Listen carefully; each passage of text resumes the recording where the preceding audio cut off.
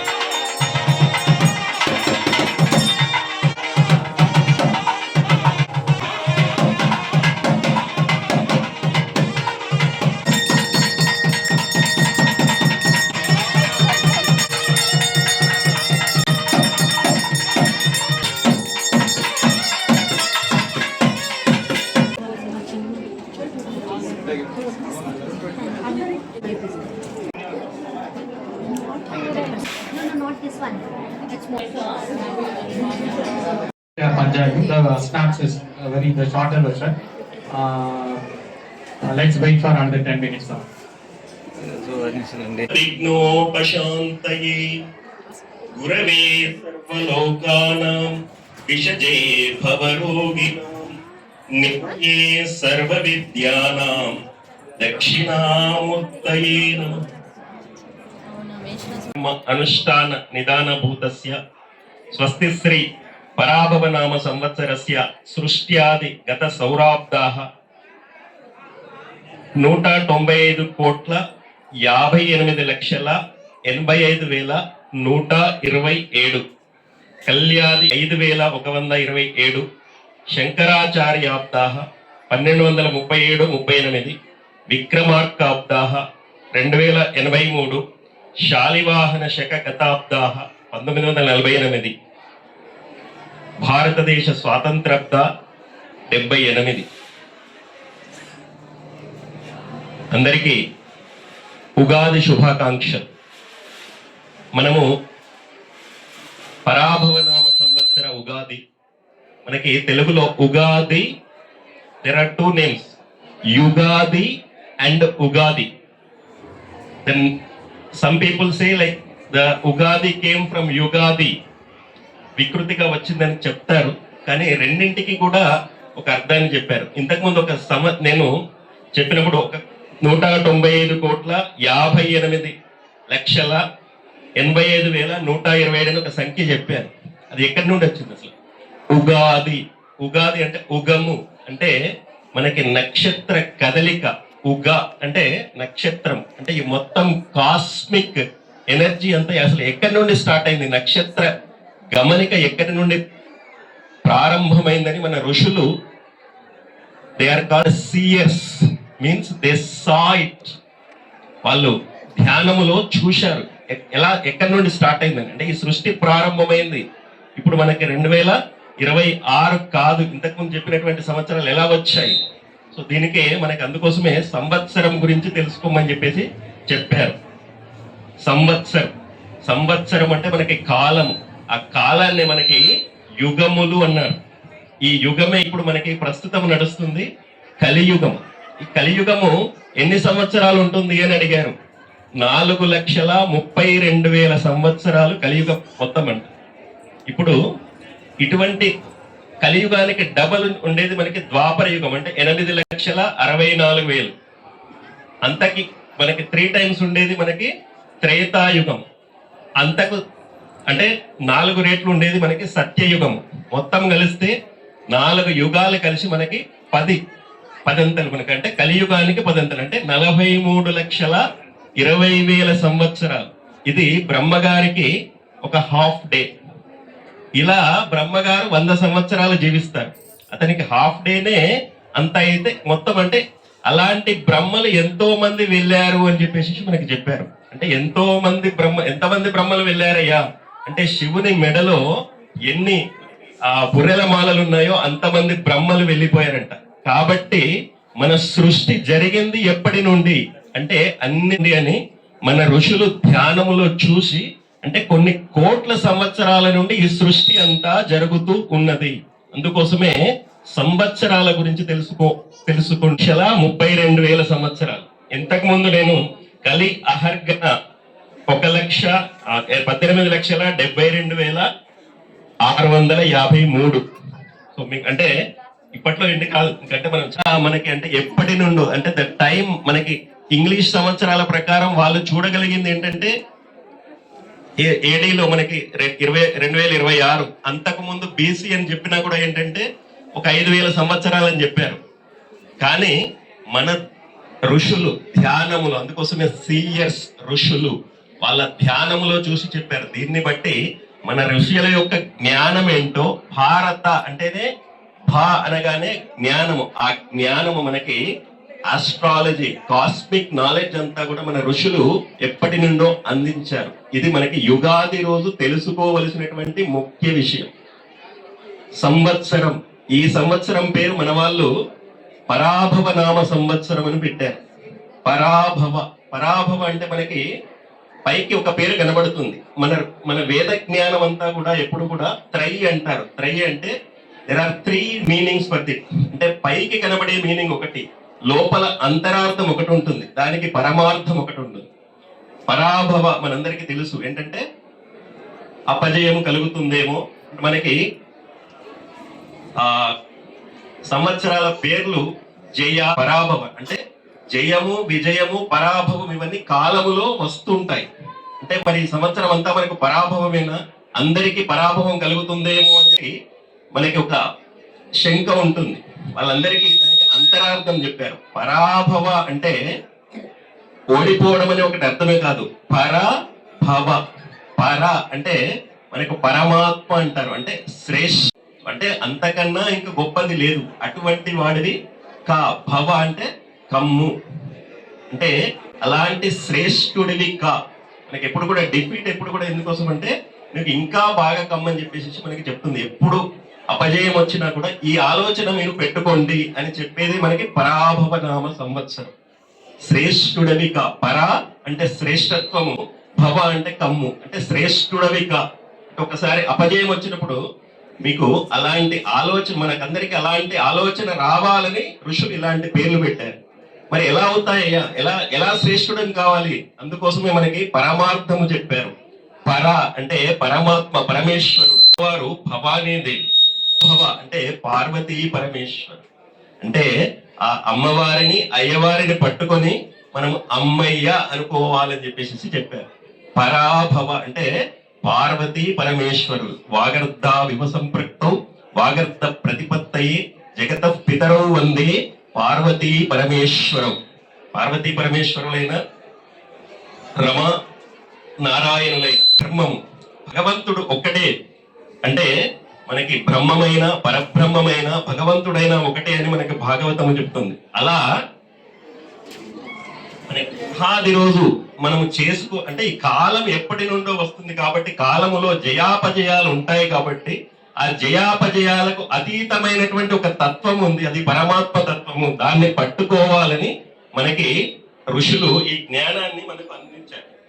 ఇప్పుడు మనకి ఆ ఋషులు అందించినటువంటి జ్ఞానములో మనకి పంచాంగము అన్నారు. అసలు పంచాంగం అంటే ఏంటో అర్థం తెలుసుకోవాలి మీరు. పంచ అంగములు, 5 అంగములు ఉన్నాయంటే 5 పార్ట్స్.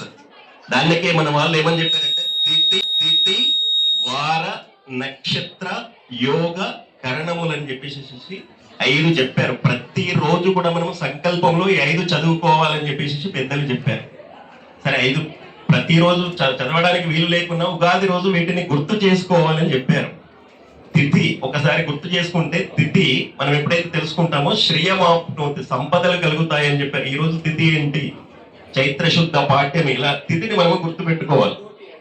తిథి తర్వాత వారములు మనందరికీ తెలుసు. సరే ఇంగ్లీష్ వాళ్ళు సండే మండే అని పెట్టేసరికి మనకు ఉన్నాయి, లేకుంటే మనకి ఆ జ్ఞానం కూడా పోయేదేమో. వారములు తర్వాత తిథి వార నక్షత్రము, మనకి 27 నక్షత్రాలు. ఆ నక్షత్రాల పేర్లు తెలుసుకోవడం వల్ల మనకి ఎన్నో శుభములు కలుగుతాయి అని చెప్పేసి చెప్పారు. అంటే తిథివార నక్షత్రములు, యోగము తర్వాత కరుణములు. అంటే వీటి జ్ఞానం అంతా ఇప్పుడు పోయింది, యోగ కరణాల జ్ఞానం పోయింది. కానీ అట్లీస్ట్ తిథివార నక్షత్రాలు ఉన్నాయి మళ్ళీ. అంటే మన వరకే ఈ 2 పోయాయి. తిథివార నక్షత్ర జ్ఞానం కూడా పోయింది అనుకోండి, మన పిల్లలకి అది ఉండదు. కాబట్టి ఏంటంటే మనము ఉగాది రోజు ఇవన్నీ తెలుసుకొని, ఈ రోజు తిథి ఏంటి, ఈ రోజు వారం ఏంటి, నక్షత్రం ఏంటి అని తెలుసుకొని మనము చేసుకోవడానికి మనకి ఉగాది వచ్చింది. ఉగాది రోజు ఈ పరాభవనామ సంవత్సరం ఉగాది ఫలితాలను మనకంటే భగవంతుడు ఉన్నాడు. భగవంతుడు ఆయన ఒక గవర్నమెంట్, ప్రైమ్ మినిస్టర్ ఉంటే ఒక గవర్నమెంట్ ఉండాలి కాబట్టి మనకి ఒక నవనాయక నిర్ణయాన్ని చేశారు ఈ సంవత్సరానికి రాజు గురువు, తర్వాత మంత్రి కుజుడు, సేనాధిపతి చంద్రుడు, సస్యాధిపతి శుక్రుడు, ధాన్యాధిపతి బుధుడు, అర్ఘాధిపతి చంద్రుడు, మేఘాధిపతి చంద్రుడు, రసాధిపతి రవి, నీరసాధిపతి శుక్రుడు. ఇప్పుడు రాజు మనకి గురువు కావడం వల్ల మనకి చాలా శుభదాయకం. గురువు రాజు అయినటువంటి వలన బ్రాహ్మణులు కర్మాసక్తులు, ధర్మయుక్తులు రాజులు, సన్మార్గులను, నీతివేత్తలను అగుదురు. ప్రజలకు సుభిక్షము, ఆరోగ్యము, సుఖము కలుగును. మనకి అటువంటి రాజు మనకి అటువంటి గవర్నమెంట్స్ మనకన్నీ ఏర్పడాలని చెప్పి అంటే ఈ సంవత్సరం అంతా కూడా అంతా శుభం కలుగుతుంది, అంటే శుభ సూచకంగానే చెప్పారు. అంటే మీరు పరాభవనామ సంవత్సరంగా అందరికి భయం ఉంటుంది కదా, ఆ భయం ఏమీ లేదు ఇక్కడ. ఎందుకంటే గురువు ఉన్నాడు. ఎప్పుడు గురువు ఉంటాడో ఇంకా మనకి జాతకంలో కూడా అంటే ఇంకా మరి ఏం చూసుకోలేక చెప్తుంటారు. అలానే మంత్రి కుజుడు కాబట్టి కొంచెం ఏంటంటే యుద్ధములు కలిగే ఛాన్సెస్ ఉన్నాయని చెప్పారు. సో ఇప్పుడు జరుగుతున్న యుద్ధం అది ఆగిపోవాలని కోరుకుందాం. గురువు వల్ల అంటే మంత్రి ప్రభావం కాకుండా గురువు ప్రభావం వలన అటువంటి యుద్ధాలు పోవాలని కోరుకుందాం. తర్వాత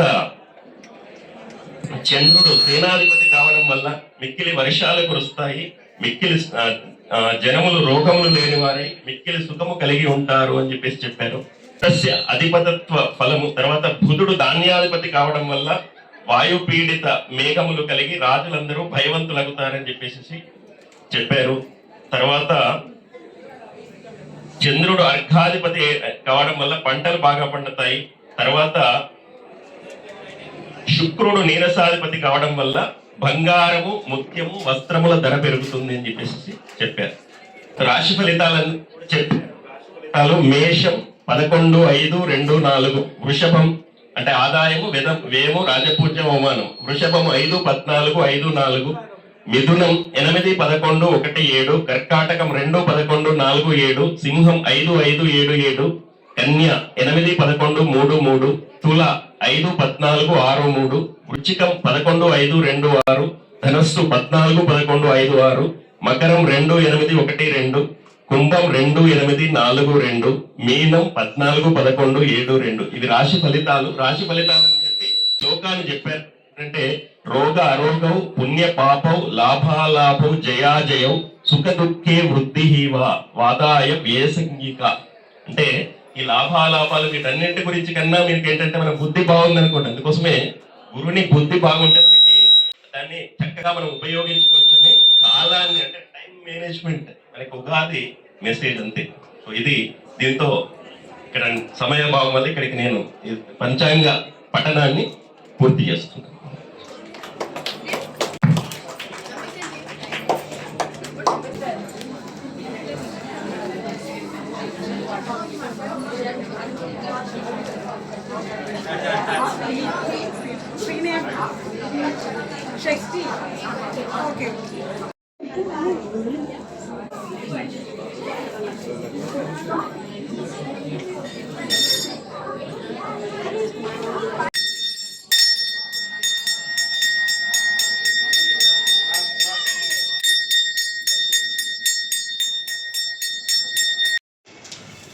எடுத்துட்டா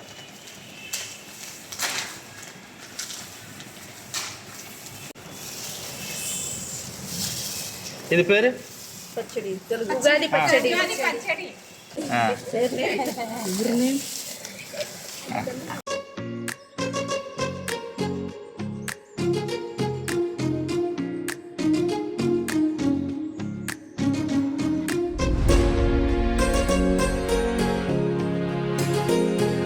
అందరికీ ఉగాది శుభాకాంక్షలు. హ్యాపీ ఉగాది వార్తికల్. Happy Ugadi to everyone. Happy Ugadi greetings to all. Happy Ugadi to all. Happy Ugadi to everyone. Happy Ugadi to all. Happy Ugadi to everyone. Happy Ugadi to all. నూతన సంవత్సర ఉగాది శుభాకాంక్షలు. Wish you all happy Ugadi. అందరికీ నూతన సంవత్సర శుభాకాంక్షలు. అందరికీ ఉగాది శుభాకాంక్షలు. అందరికీ ఉగాది శుభాకాంక్షలు. పరాభవనామ సంవత్సర శుభాకాంక్షలు. Happy Ugadi. Happy Ugadi to you all. అందరికీ శుభాకాంక్షలు.